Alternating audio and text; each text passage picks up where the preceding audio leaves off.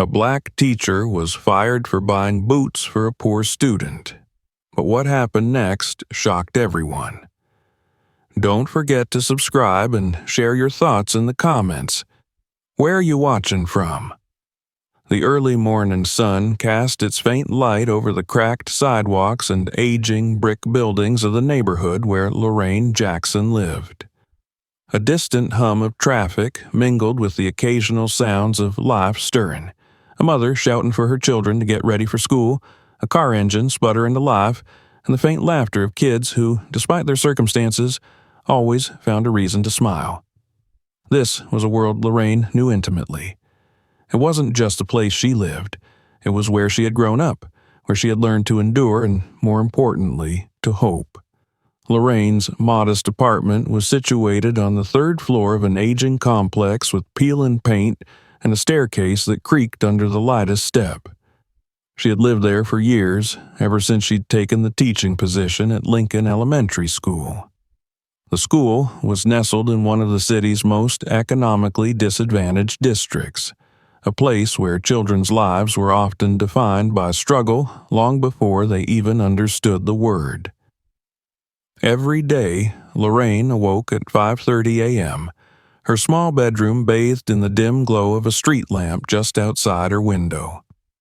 Her alarm clock, a relic from her college days, buzzed insistently until she silenced it with a practiced hand. She allowed herself a few moments of stillness, staring up at the water-stained ceiling. The day ahead would be like so many others, full of challenges, heartbreaks, and fleeting but precious moments of triumph. It was a rhythm she had grown accustomed to, one that often left her emotionally and physically drained. But it was a rhythm she had chosen. As she prepared for her day, the weight of her financial reality was ever present. The cupboard in her kitchen was sparsely stocked, holding little more than a half-empty box of cereal, a can of soup, and a loaf of bread nearing its expiration date. Her paycheck barely covered rent, utilities, and the occasional splurge on fresh fruit or vegetables. Yet, Lorraine didn't dwell on her struggles. She knew that her sacrifices meant she could give her students something she had rarely experienced growing up, a sense of care and possibility. Lincoln Elementary School was more than a place of learning. It was a sanctuary for many of the children who attended. For some, it was the only place where they felt safe, where they could escape the chaos of unstable homes or the relentless pressures of poverty. Lorraine had taken the job with the hope of making a difference, and though the obstacles were immense, she poured her heart into her work. Her classroom was a vibrant space, adorned with posters of inspirational figures and colorful art projects created by her students. Despite the lack of funding, she had spent her own money to buy supplies, books, and even snacks for her students.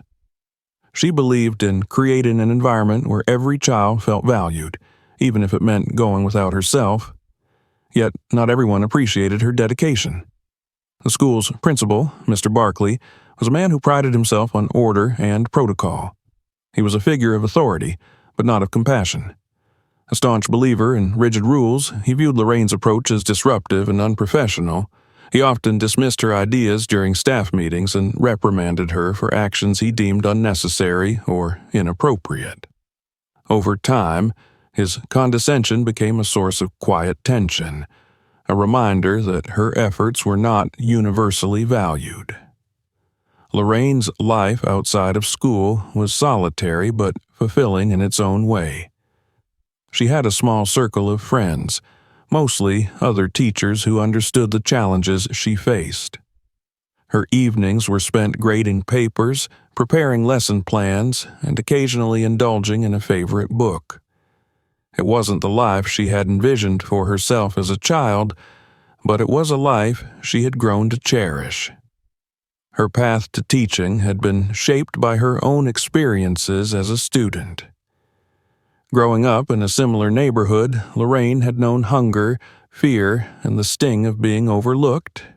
but she had also known the transformative power of education.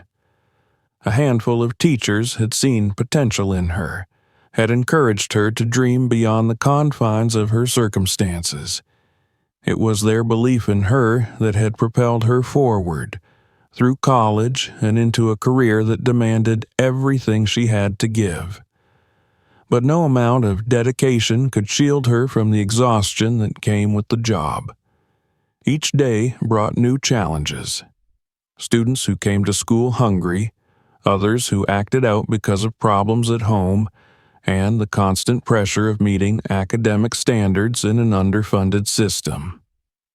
Lorraine often found herself stretched thin, torn between her desire to help and the limitations of what she could realistically provide. Still, she found joy in the small victories. A struggling student mastering a difficult concept, a shy child finding the courage to speak up in class, or the simple but profound gratitude of a parent who appreciated her efforts. These moments reminded her why she had chosen this path. They were the threads of hope that wove together the fabric of her days, keeping her grounded and determined. The challenges were many, but Lorraine faced them with quiet resolve. She knew that change came slowly, often imperceptibly, but she believed in the power of perseverance.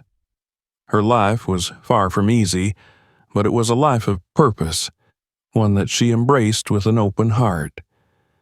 As the sun rose higher, casting a warm glow over the city, Lorraine gathered her things and stepped out into the brisk morning air. Her bag was heavy with books and papers, her mind already racing with the tasks of the day ahead. She walked to the bus stop, greeting familiar faces along the way, her presence a quiet but steadfast reminder of the good that could be found even in the hardest of places. In the eyes of her students, Lorraine saw reflections of her own past, dreams waiting to be realized, potential waiting to be nurtured. And though her journey was fraught with challenges, she carried with her an unshakable belief that every child, no matter their circumstances, deserved a chance to succeed. The early morning air was cold enough to bite, a reminder that winter was fully settled into the city. Frost clung to the edges of windows, and the sidewalks glistened faintly with a layer of ice. Lorraine Jackson arrived at Lincoln Elementary School just as she always did, early enough to have the hallways mostly to herself. She liked this time of day, the calm before the storm of chattering voices and hurried footsteps. Her classroom was as welcoming as she could make it. Brightly colored decorations and motivational posters lined the walls, and the desks were arranged in a semicircle to encourage interaction. On her desk sat a small stack of papers she had graded late into the night, along with a mug of coffee that was already growing lukewarm. As the students trickled in, Lorraine greeted each one by name, offering smiles and small words of encouragement.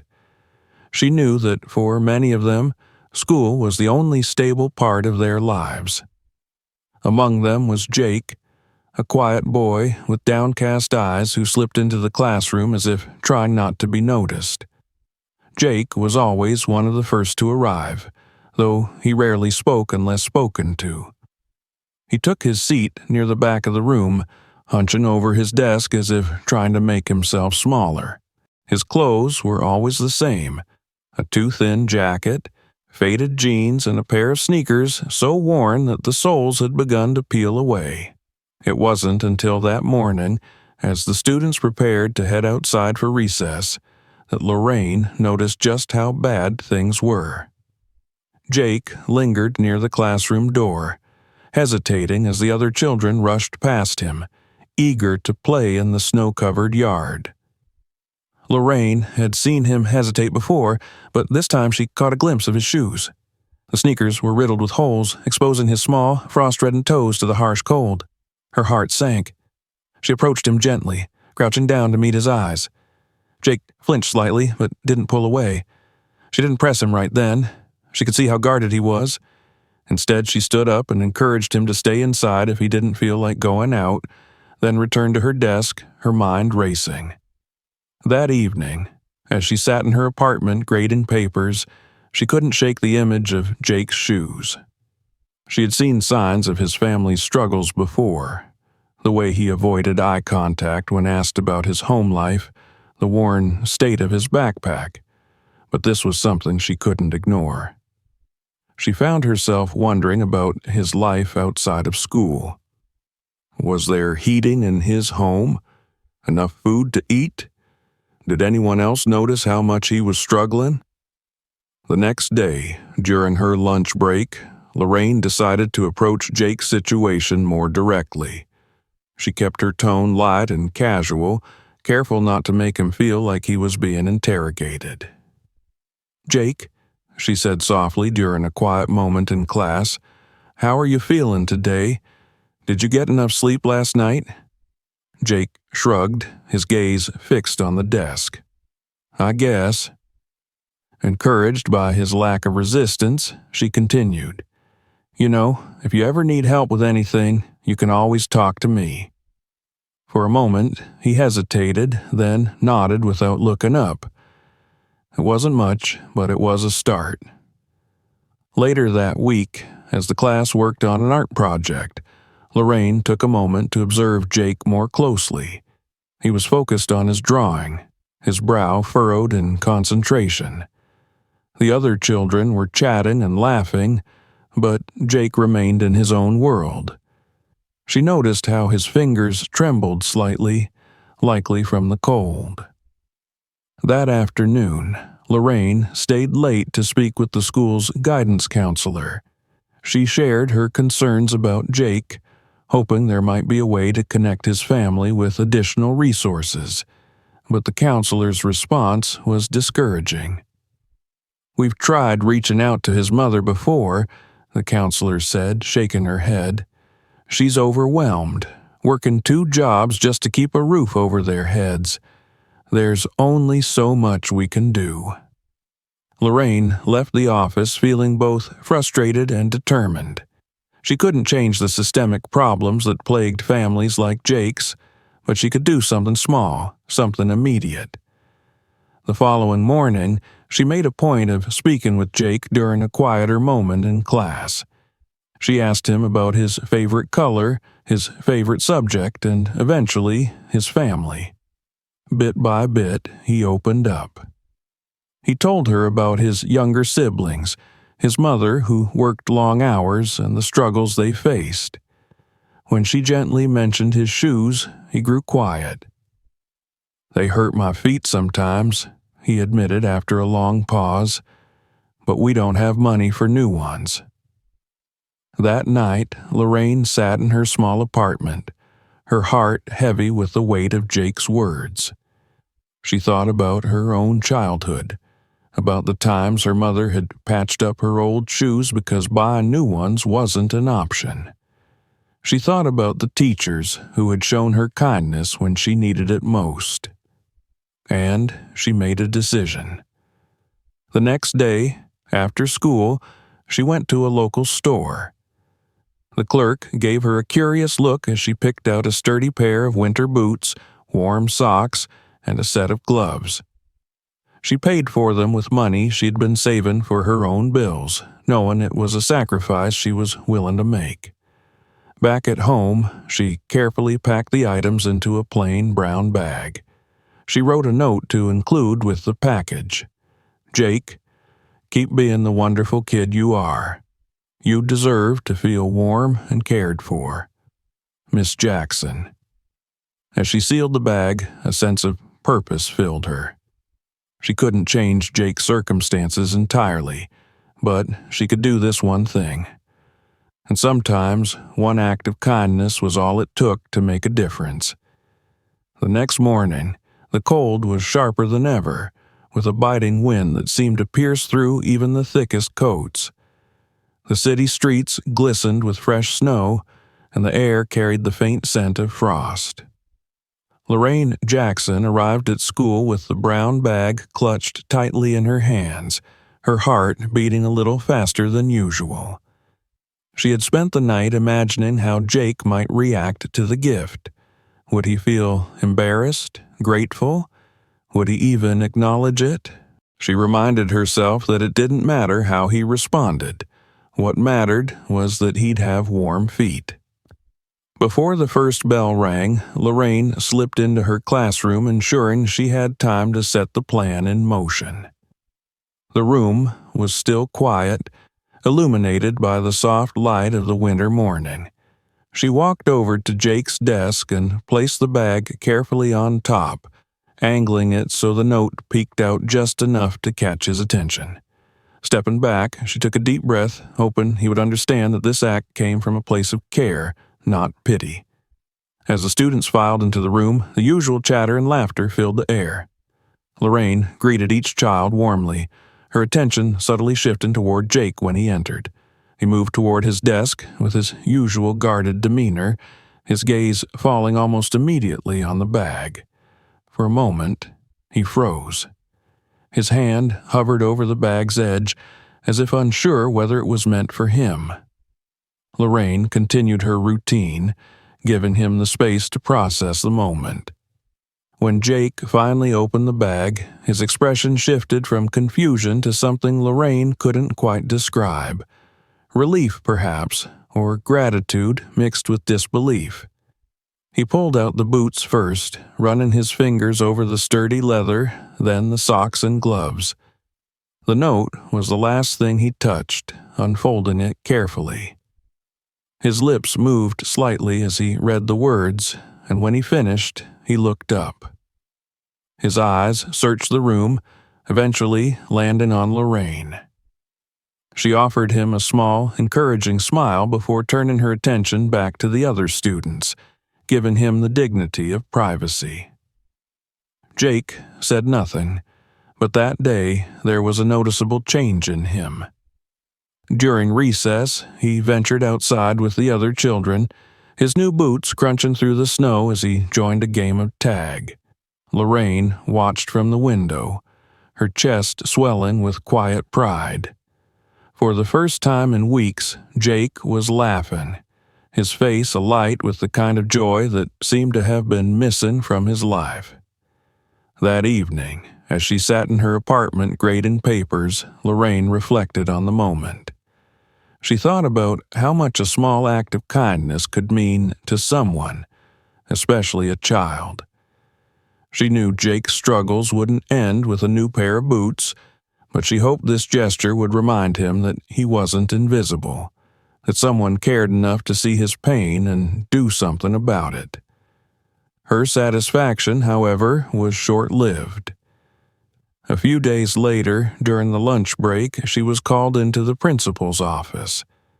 The voice of Mr. Barkley, the school's rigid and bureaucratic principal, came over the intercom, his tone as clipped as ever. "Miss Jackson, please report to my office." Lorraine felt a pang of anxiety as she made her way to the office. She couldn't imagine what the summons was about, but something in the tone of his voice left her uneasy. When she arrived, Mr. Barkley was seated behind his desk, his posture as stiff as the starched collar of his shirt. His eyes, cold and calculating, met hers as he gestured for her to sit. "Miss Jackson," he began, his voice devoid of warmth. "I've been informed about an incident involving one of your students, Jake Miller." Lorraine's heart sank. She knew instantly what this was about, but she maintained her composure. "What incident, Mr. Barkley?" "Don't play coy," he snapped, his irritation barely concealed. "I'm referring to the personal gift you gave him. A pair of boots, gloves, and socks, I believe?" Lorraine's pulse quickened, but she kept her voice steady. "Yes, I did. Jake was in need, and I felt it was the right thing to do." Mr. Barkley leaned back in his chair, his hands clasped in front of him. "Miss Jackson, this is a serious violation of school policy. We do not single out individual students for special treatment, no matter the circumstances. It creates the appearance of favoritism, and undermines the equality we strive to maintain." "Equality?" Lorraine repeated, her frustration bubbling to the surface. Jake was freezing, Mr. Barkley. His shoes had holes in them. This wasn't favoritism, it was compassion. Mr. Barkley's expression hardened. "Compassion has its place, Miss Jackson, but not at the expense of protocol. I've received complaints from other parents who feel this act was inappropriate." Lorraine felt a wave of anger and disbelief. "So, instead of addressing the systemic issues that force children like Jake to come to school without basic necessities, you're punishing me for trying to help?" "This isn't a discussion," he said sharply. "Effective immediately. Your contract is terminated. Please collect your belongings and leave the premises by the end of the day." The words hit Lorraine like a blow. She stared at him, stunned, before rising from her chair. "You may have the authority to fire me," she said quietly, "but you can't take away the difference I've made in my students' lives." With that, she left the office, her steps heavy but her resolve intact. As she walked back to her classroom, the weight of the situation settled over her. She had given everything to this job, to these students, and now it was being taken away from her because she dared to care. The rest of the day passed in a blur. Lorraine packed up her belongings after the final bell, her students unaware that it would be her last day. She couldn't bring herself to tell them. The thought of their disappointment was too much to bear. When the classroom was finally empty, she stood for a moment, taking in the space she had poured her heart into. As she walked out of the school for the last time, the cold winter air stung her face, but she held her head high. She had no idea what lay ahead, but one thing was certain. She wouldn't regret what she had done for Jake. In her heart, she knew it had been worth it. Word of Lorraine Jackson's departure spread quickly through the halls of Lincoln Elementary School. It started as a hushed whisper among the staff and escalated into a full-blown topic of discussion among parents and even the students themselves. By the following morning, it seemed everyone had an opinion about what had happened, and not all of them were in Lorraine's favor. The tension between Lorraine and Mr. Barkley had been simmering for months, but now it had boiled over. Mr. Barkley, seated comfortably in his office, viewed her dismissal as a necessary act to maintain control and discipline within the school. In his mind, Lorraine's methods had always been too personal, too emotional, and too disruptive to the orderly environment he prided himself on maintaining. To him, the incident with Jake was the perfect justification for what he had wanted to do for a long time: remove her from his staff. That morning, Lorraine woke in her small apartment with an unusual sense of calm. She had spent the previous night replaying the events of the day, the words exchanged in Mr. Barkley's office echoing in her mind. Despite the hurt and frustration, she felt no regret. If anything, she felt a strange sense of relief. For the first time in years, she was free from the constraints of a system that had never truly valued her or her students. After a long shower and a quiet breakfast, she sat at her kitchen table, staring at the empty walls around her. The classroom she had left behind had been her sanctuary, a space filled with color, life, and purpose. Now, without it, her future felt uncertain. But even as doubts crept in, she held on to one certainty. She would continue to fight for children like Jake, no matter what it cost her. Meanwhile, at the school, the fallout from her dismissal was beginning to unfold. Parents of Jake's classmates were the first to notice his absence. The boy, who had just begun to blossom under Lorraine's care, had reverted to his withdrawn, silent self. His mother, a single parent working long hours at 2 minimum-wage jobs, hadn't been able to fully understand what had happened. All she knew was that her son had lost a teacher he had started to trust, and she didn't have the time or energy to fight the system that had let them both down. In the teacher's lounge, the atmosphere was tense. Most of Lorraine's colleagues sympathized with her, but were too afraid to speak out openly. They had seen what had happened to her and knew that Mr. Barkley would not hesitate to target anyone who challenged him. A few, however, quietly began discussing the deeper issues at play: the lack of resources for students, the systemic inequality that permeated their school, and the role of leadership in perpetuating these problems. Mr. Barkley, for his part, was quick to defend his decision. In a meeting with the school board, he painted Lorraine as an insubordinate employee who refused to follow protocol. He argued that her actions had undermined the school's authority and created unnecessary tension among parents. The board, eager to avoid conflict, nodded along without questioning his narrative. But the story was far from over. One of the parents, a woman named Karen Whitaker, had overheard her daughter talking about Lorraine's kindness toward Jake. Curious, she began asking other parents about what had happened. The more she learned, the more outraged she became. Lorraine's act of compassion didn't seem like an offense worthy of termination. It seemed like a reflection of the very qualities a teacher should have. Karen took to social media, posting a heartfelt message about the situation. She described Lorraine's dedication to her students, her willingness to go above and beyond, and the impact she had made on the children. She ended the post with a simple question: "Is this the kind of teacher we want to lose?" The post quickly gained traction. Within hours, it had been shared dozens of times, and by the end of the day, it had gone viral. Parents, former students, and even people outside the community began to weigh in, many expressing outrage at how Lorraine had been treated. The hashtag #JusticeForMissJackson began trending, and the story was picked up by local news outlets. Lorraine was unaware of the growing storm until she received a call from a former colleague. "Have you seen this?"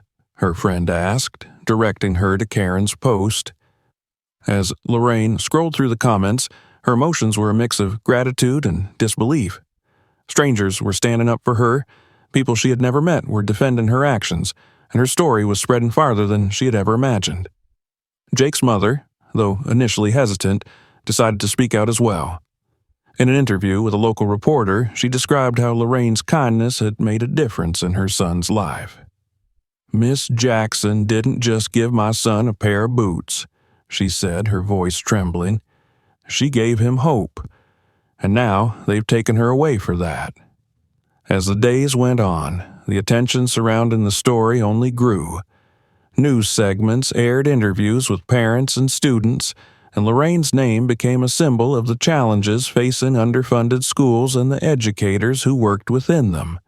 While some sided with Mr. Barkley, arguing that rules were rules, the overwhelming majority supported Lorraine, calling her a hero for standing up for what was right. Mr. Barkley, however, remained defiant. He dismissed the outcry as nothing more than emotional overreaction and insisted that he had acted appropriately. But the growing pressure was beginning to wear on him. Emails flooded his inbox. Parents demanded meetings, and the school board started to question whether his actions had truly been in the best interest of the students. For Lorraine, the support was both humbling and empowering. She had always believed in the power of kindness, but she had never expected it to resonate so widely. Yet, even as her story gained national attention, she remained focused on the heart of the matter: children like Jake. She didn't want the spotlight. She wanted change. Little did she know, her story had reached the ears of someone who had the power to make that change happen. Someone who was about to step into her life and offer her an opportunity beyond anything she could have imagined. The ripple effect of Lorraine Jackson's story was something no one could have predicted. What began as a single social media post from Karen Whitaker had exploded into a national conversation about compassion, inequality, and the treatment of educators. Local news channels aired segments on the controversy, while national outlets picked up the story under headlines like "Fired for Kindness, a Teacher's Act of Compassion Sparks Debate." Lorraine, who had always preferred to work quietly in the background, found herself at the center of a movement she hadn't sought to lead. Her phone rang constantly, journalists asking for interviews, parents expressing their support, and old friends reaching out to offer encouragement. The outpouring of kindness was overwhelming, but it also highlighted how much attention her story had drawn. As the media frenzy grew, the debate became more polarized. On one side were those who celebrated Lorraine's actions, calling her a hero and a role model for teachers everywhere. They pointed out the systemic issues in underfunded schools, where educators often had to step in to meet the basic needs of their students. On the other side were critics who sided with Mr. Barkley, arguing that rules existed for a reason and that Lorraine's actions, while well-intentioned, undermined the integrity of school policies. Amid the chaos, Jake's family became a focal point of the narrative. His mother, Emily Miller, reluctantly agreed to participate in interviews after seeing the impact of Lorraine's gift on her son. Sitting in her small, sparsely furnished living room, Emily spoke to a local reporter about the challenges her family faced. "My son never talks much," she said, her voice trembling as she held back tears. "But after Miss Jackson gave him those boots, he started smiling again. He felt seen, like someone cared. And now they've taken her away for that? It's not right." Jake himself, shy and reserved, sat quietly beside his mother during the interview, his new boots visible beneath the hem of his jeans. When the reporter asked him what Miss Jackson meant to him, he looked up with wide eyes and said simply, "She made me feel special." The clip of Jake's quiet testimony went viral, shared thousands of times across social media platforms. People from all walks of life began to weigh in. Teachers who had faced similar struggles, parents who empathized with Emily's plight, and everyday citizens who were moved by the humanity of the story. The hashtag #JusticeForMissJackson gained traction, accompanied by calls for systemic change in education. Meanwhile, Lorraine struggled to adjust to her new reality. She spent her days responding to emails and phone calls, many of which came from complete strangers offering support or sharing their own stories of hardship. She was grateful for the kindness, but felt a growing unease about the attention. She had never sought fame, and now her name was being spoken in homes across the country. One morning, as she sat at her kitchen table scrolling through job listings, her phone buzzed with a call from an unknown number. She hesitated for a moment before answering. "Miss Jackson?" The voice on the other end was deep and measured, exuding an air of calm authority. "This is Frank Wellen." Lorraine frowned, the name ringing a distant bell. "I'm sorry, who?" "Frank Wellen," the man repeated. "I'm the CEO of Wellen Enterprises and founder of the Wellen Foundation. I read about your story, and I'd like to discuss an opportunity with you." Lorraine's mind raced. Frank Wellen was a billionaire entrepreneur known for his philanthropic work, particularly in education and community development. She had read about his initiatives to provide resources to underserved schools, but she had never imagined he would take an interest in her. "I appreciate your call, Mr. Welling," she said cautiously, "but I'm not sure how I could be of interest to someone like you." He chuckled softly. "I think you underestimate the power of what you've done. One act of kindness has sparked a national conversation, Miss Jackson. That's no small thing. I believe we can build on that." Lorraine listened as Frank outlined his vision. He wanted to create a nationwide program to support children in need, inspired by her story. The program would provide essentials like clothing, school supplies, and food to students from low-income families. And he wanted Lorraine to lead it. "You've lived this struggle," he said. "You understand these kids and their families in a way that most people can't. That's why I think you're the perfect person to guide this initiative." Lorraine was stunned. She had spent her entire career fighting to make a difference within the confines of a broken system. Now, she was being offered the chance to create something new, something that could help children like Jake on a much larger scale. "Mr. Wellen," she said, her voice shaking, it's an incredible offer, but I'm just a teacher. I don't know anything about running a foundation." "Don't sell yourself short," he replied. "You've already done the hard part, showing the world what compassion looks like. The rest is just logistics, and I have a team to help with that. Think about it, Miss Jackson. This is your chance to make an even bigger impact." They ended the call with a promise to speak again soon. Lorraine sat in stunned silence, the weight of the opportunity settling over her. She thought about Jake and the countless other children who came to school hungry, cold, and overlooked. For the first time in weeks, she felt a spark of hope, a belief that maybe her story could lead to something greater. By the end of the week, news of Frank Welling's involvement had reached the media. Headlines proclaimed his intent to launch the Lorraine Jackson Foundation, a nationwide initiative aimed at addressing the needs of underprivileged children. Supporters of Lorraine celebrated the news, while critics were left scrambling to adjust their narratives. At Lincoln Elementary, the announcement sent shockwaves through the staff and administration.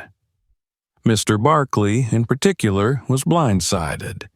He had dismissed Lorraine as a problem to be solved, a minor inconvenience in his orderly world.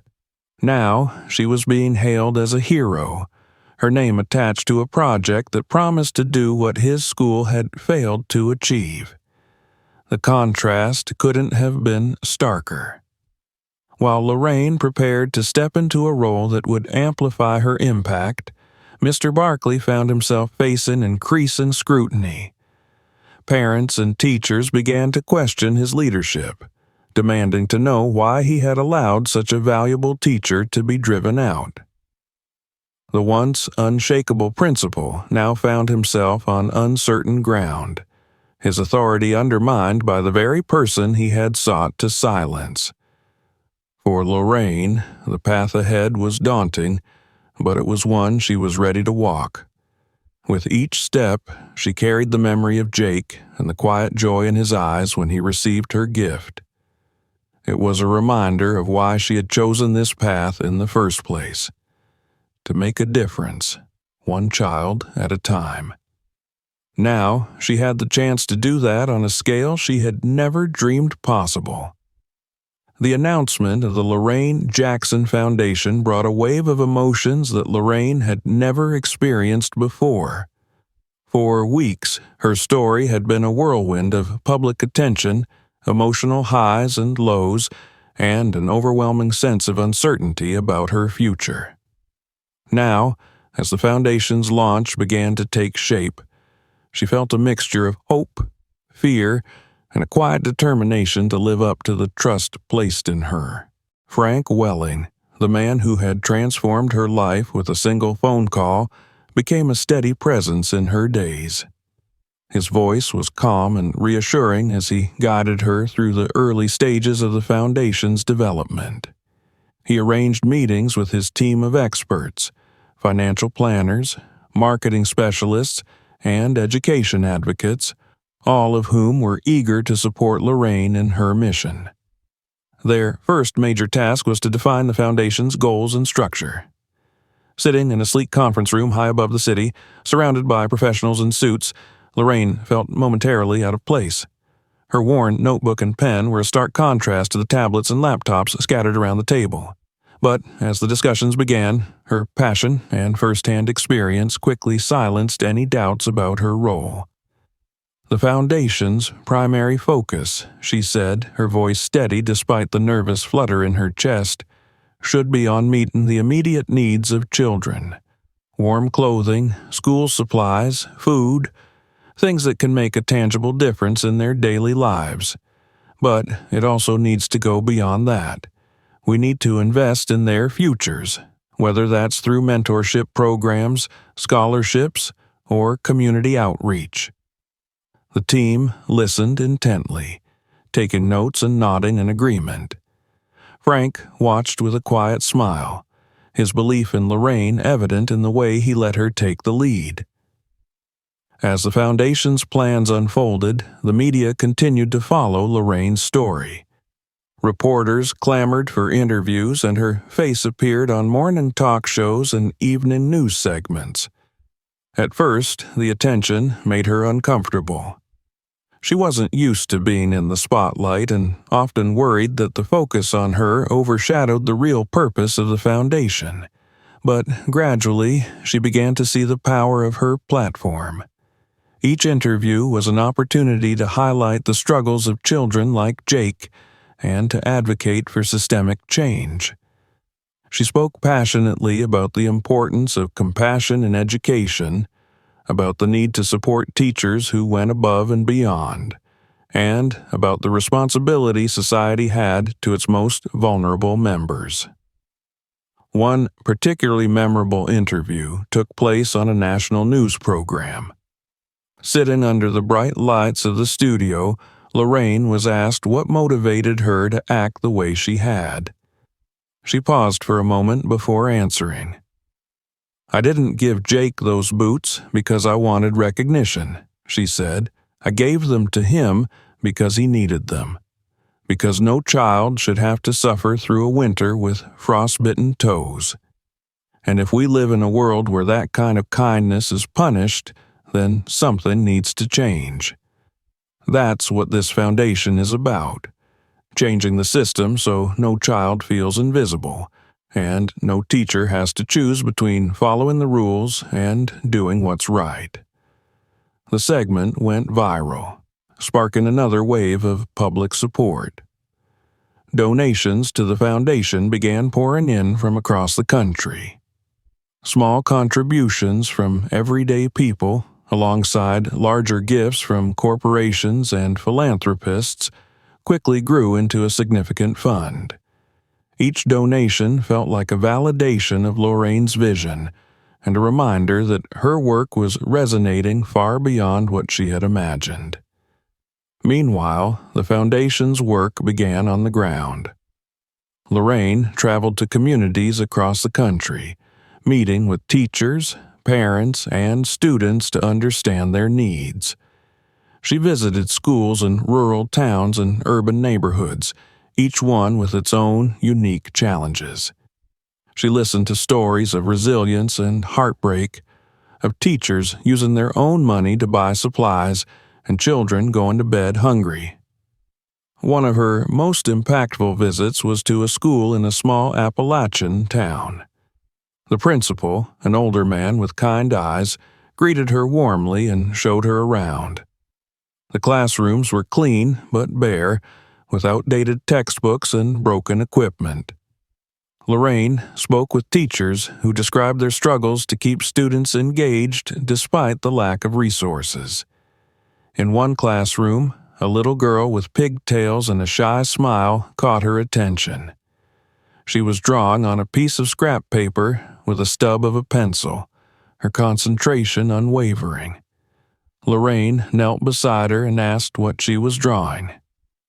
"It's my house," the girl said softly, "but better. It has lots of rooms and a big kitchen so my mommy doesn't have to cook outside anymore." Lorraine's throat tightened. The girl's words were a stark reminder of why this work mattered. These children had dreams, just like anyone else, but they needed help to make those dreams a reality. As the foundation gained momentum, Lorraine found herself growing more confident in her role. She began to see herself not just as a former teacher, but as a leader and an advocate. Her days were long, filled with meetings, travel, and planning sessions, but they were also deeply fulfilling.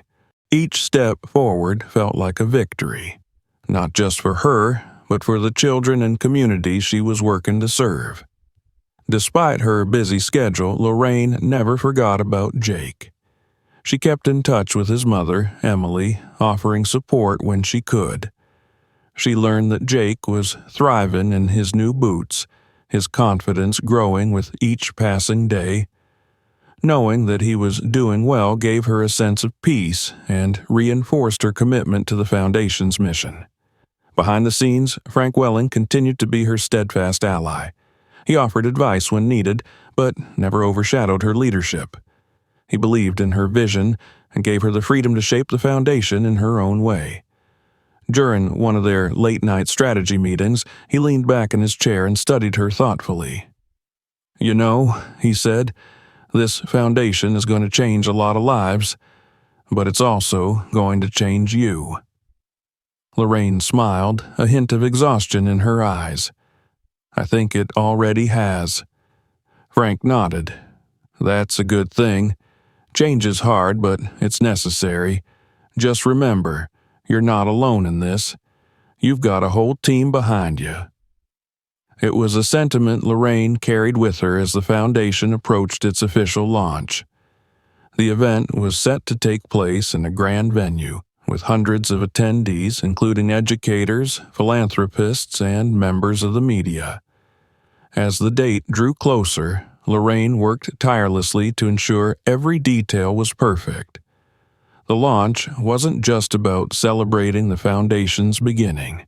It was about setting the tone for what it would stand for: hope, compassion, and a commitment to giving every child the chance they deserved. And, as Lorraine stood on the cusp of this new chapter, she felt a deep sense of purpose. The road ahead would be challenging, but she was ready to face it. After all, she had already seen the difference one act of kindness could make. Now, she was determined to create a world where that kind of kindness was the rule, not the exception. The announcement of the Lorraine Jackson Foundation reached Lincoln Elementary School like a thunderclap, echoing through its halls and stirring whispers in every corner. Teachers exchanged glances over their morning coffee. Students buzzed with fragmented versions of the story they'd overheard from parents, and the administrative office seemed unusually quiet, except for the brooding presence of Principal Barkley. For weeks, Mr. Barkley had maintained a confident, almost smug demeanor, convinced that his decision to terminate Lorraine Jackson was both justified and necessary. He had viewed her as a disruptor, someone who undermined the rules and challenged his authority. In his mind, her dismissal had been a calculated move to preserve the order he so cherished. But now, that confidence was unraveling. The announcement of the Foundation and the massive public support surrounding it had caught him completely off guard. He hadn't anticipated the backlash, the media scrutiny, or the growing unrest among parents and staff. And he certainly hadn't expected Lorraine, the teacher he had so easily cast aside, to emerge as a national symbol of compassion and resilience. As news of the Foundation's launch spread, the school's phone lines lit up with calls from reporters, parents, and even former students demanding answers. Emails flooded Mr. Barkley's inbox, many of them critical, some outright furious. Local journalists began showing up unannounced, hoping to capture his response to the growing controversy. In the teacher's lounge, the atmosphere was tense. Many of Lorraine's former colleagues had remained silent during her dismissal, fearful of retaliation. But now, emboldened by the public outcry, they began to speak more openly about the challenges they faced under Mr. Barkley's leadership. "I always knew Lorraine was special," one teacher whispered to another as they prepared for their classes. "But I didn't realize how much she was doing behind the scenes. She cared in ways the rest of us couldn't even try to match." "Do you think Barkley's feeling the heat yet?" another replied, glancing toward the closed door of his office. "He should.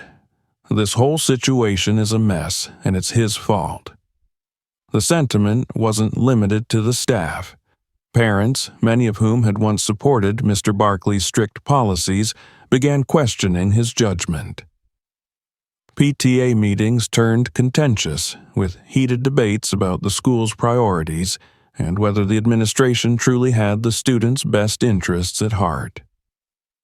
Among the parents leading the charge was Karen Whitaker, the woman whose social media post had first drawn attention to Lorraine's story. Karen was relentless in her advocacy, organizing a petition demanding accountability from the administration. Within days, the petition had gathered hundreds of signatures, further intensifying the pressure on Mr. Barkley. The tipping point came during a school board meeting that was open to the public. The room was packed with parents, teachers, and community members, many of whom carried signs with messages like "Justice for Miss Jackson" and "Compassion over policy." The atmosphere was charged, and Mr. Barkley, seated at the front of the room, looked visibly uncomfortable. As the meeting began, Karen Whitaker stepped up to the podium. Her voice was steady but filled with emotion as she addressed the board. "I'm here today because my daughter, like so many others, was inspired by Miss Jackson," she began. "She didn't just teach, she cared. She saw the needs of our children and acted when no one else would. And for that, she was punished. How can we expect our kids to grow into compassionate, empathetic adults when we send them the message that kindness is a liability?" Her words were met with applause, and several other parents followed, sharing their own stories of how Lorraine had impacted their children's lives. Even a few teachers spoke up, albeit cautiously, describing the toxic environment created by Mr. Barkley's rigid policies and how it stifled creativity and compassion. When it was Mr. Barkley's turn to speak, he tried to defend his actions, reiterating the importance of maintaining protocol and fairness. But his words rang hollow in the face of the overwhelming support for Lorraine. By the end of the meeting, it was clear that his credibility had been severely damaged. The fallout was swift.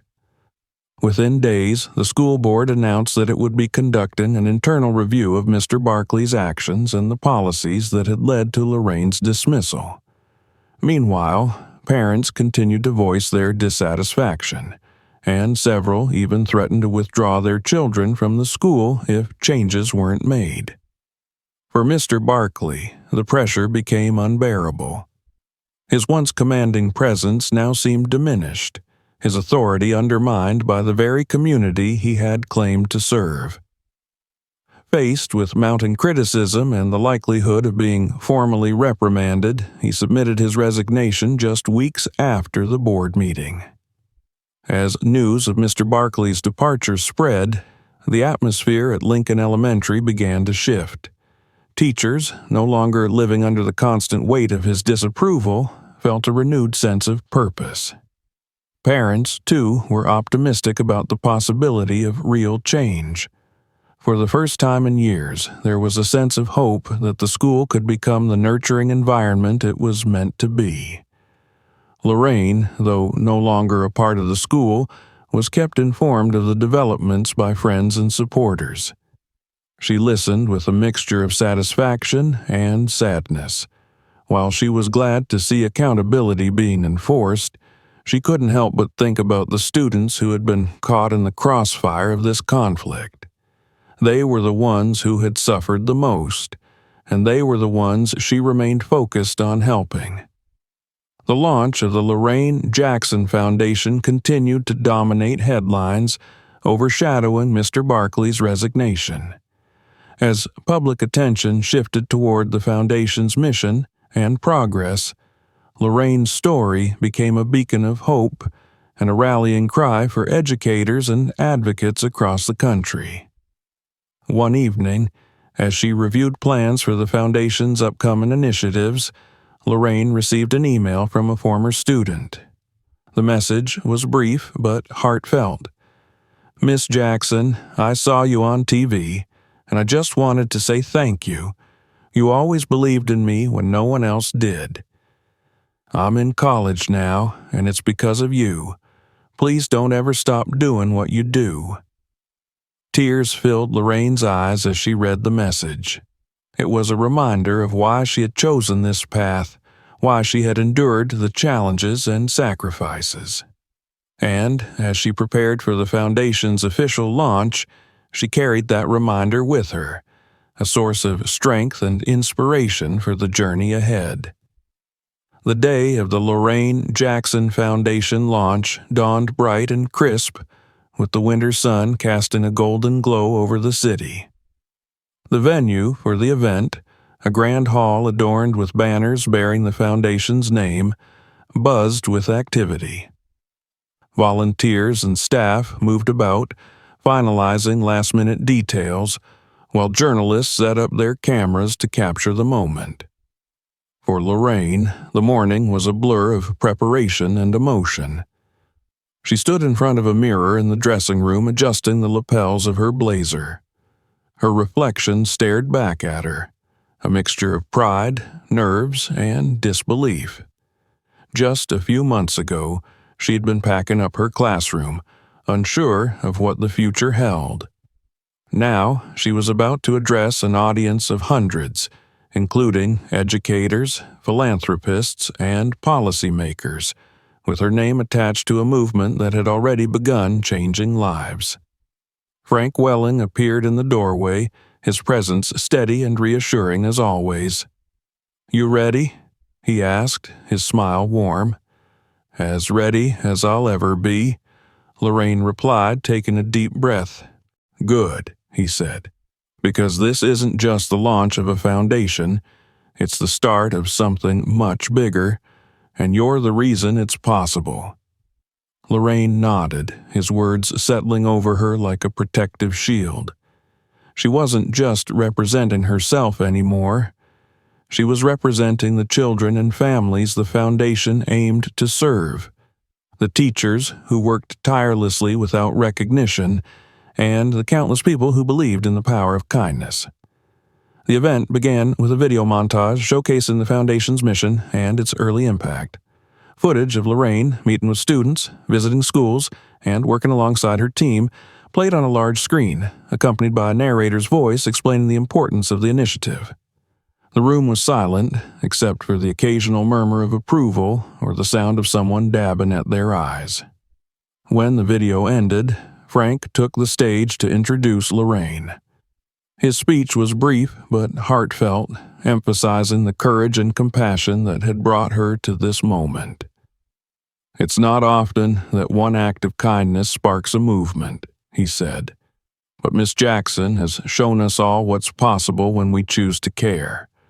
Please join me in welcoming the woman who inspired it all." As Lorraine stepped onto the stage, the audience erupted into applause. She paused for a moment, allowing the sound to wash over her. The faces in the crowd were a mix of familiar and unfamiliar. Friends, former colleagues, supporters she had never met, but who had championed her story from afar.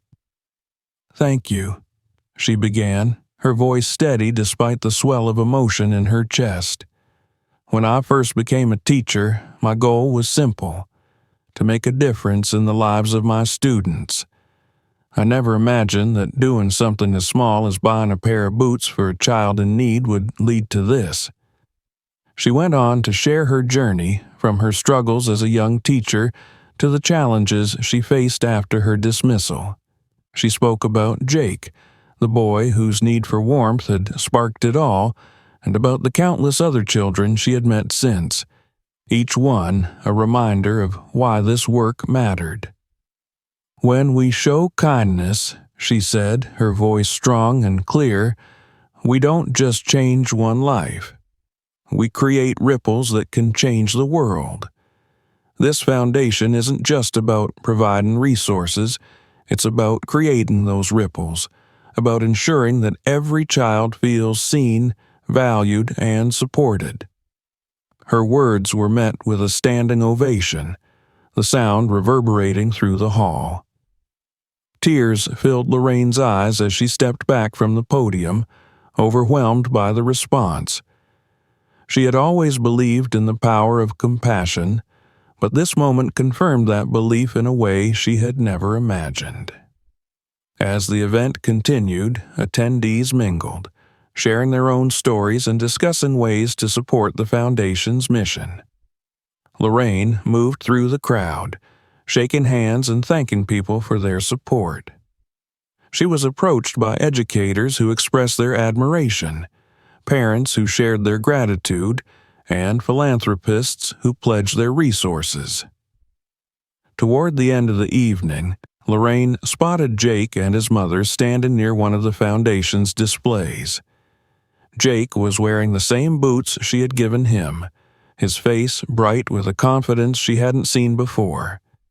She walked over to them, her heart swelling as Jake ran up to hug her. "Miss Jackson," he exclaimed, his voice filled with excitement. "This is so cool!" Lorraine knelt to meet his gaze. "It's because of you, Jake," she said softly. "You helped me see what needed to be done." Jake beamed, and his mother, Emily, wiped away a tear. "You've done so much for us," Emily said. "I can't thank you enough." "You don't have to thank me," Lorraine replied. "Just promise me you'll keep believing in Jake, no matter what." "I will," Emily said firmly, her voice steady with determination. As the night drew to a close, Lorraine stood near the stage, watching the room begin to empty. She felt a deep sense of fulfillment, knowing that this was only the beginning. The Foundation was already making plans for its first major initiative, distributing winter clothing and school supplies to underserved communities across the country. The work would be challenging, but Lorraine was ready. Frank approached her, a satisfied smile on his face. "You did good today," he said. "I hope you're proud of yourself."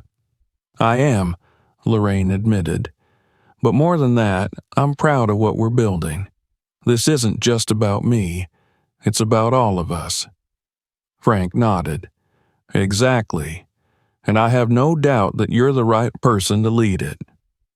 As Lorraine left the venue that night, she felt the weight of responsibility, but also the lightness of hope. The road ahead would be long, but she knew she wouldn't be walking it alone. She had a team, a community, and a vision of a world where kindness wasn't the exception but the rule. And as she looked up at the night sky, the stars shimmering above her, she thought about the ripples she had started with one simple act. They were spreading farther than she could have imagined, touching lives she might never meet. It was a reminder that even the smallest gestures could create waves of change. This was her new chapter, and it was only just beginning. Thank you for watching.